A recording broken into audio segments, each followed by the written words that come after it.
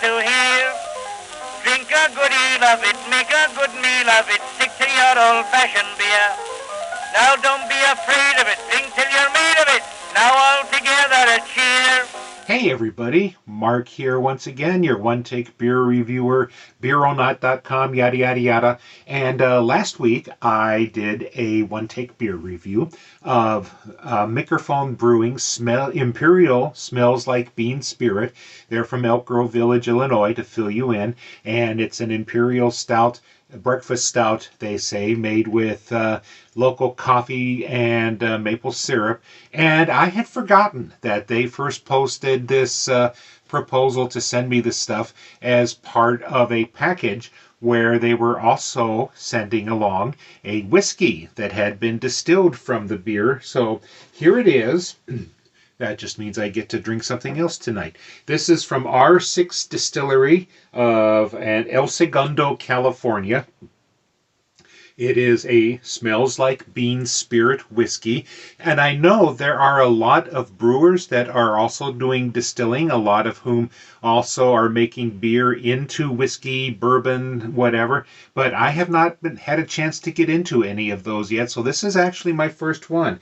And I've got some more here that I need to try a little later on too. But since it's the night before New Year's Eve as I record this, and it's getting cold, I'll have to rush right back up and turn up the furnace. So we're going to just try this, and I guess we'll be predisposed to enjoying it. Once again, this is a 43% alcohol by volume, in other words, 86 proof, distilled from Smells Like Bean Spirit beer.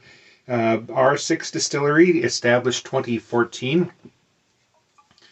I would like to start to see like 6 packs of variety packs of spirits distilled from beer, and I'm supposing that's out there.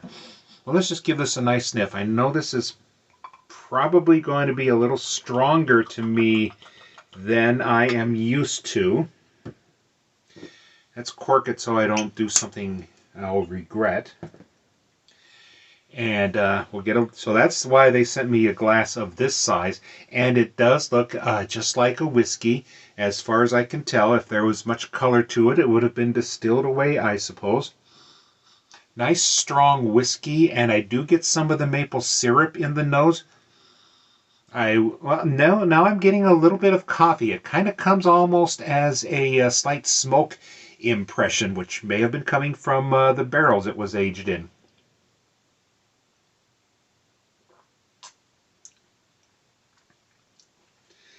I know there's not supposed to be much difference between 80 and 86 proof, but the 86 proof liquors I've had before were a lot rougher, but this is a lot smoother. I'm getting a slight nose of beer to it, but it's a very smooth, very nice sipping whiskey, but not too rough. I was supposed to probably put an ice cube in it, but no, it's coming across very nicely. I'm getting more of the coffee aroma to it as I just keep this glass near my nose.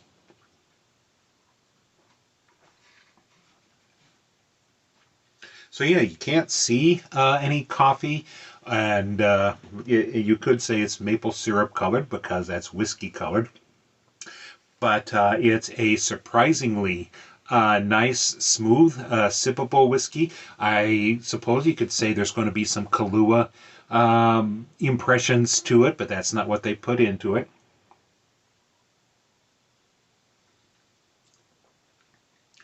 So yeah, I saved the second can of this that I got. This is the empty from last time because I wanted to see how well it mellows out in a year or two, but now I've got this to go with it. So very tasty, very nice all by itself, I believe, and I think it's a nice, timely thing if it's available in your area to pick up for, well, it's the day before New Year's Eve. So until we meet again, and that won't be too long anyway, this is Mark, your one-take beer reviewer, the guy at beeronaut.com, saying Happy New Year.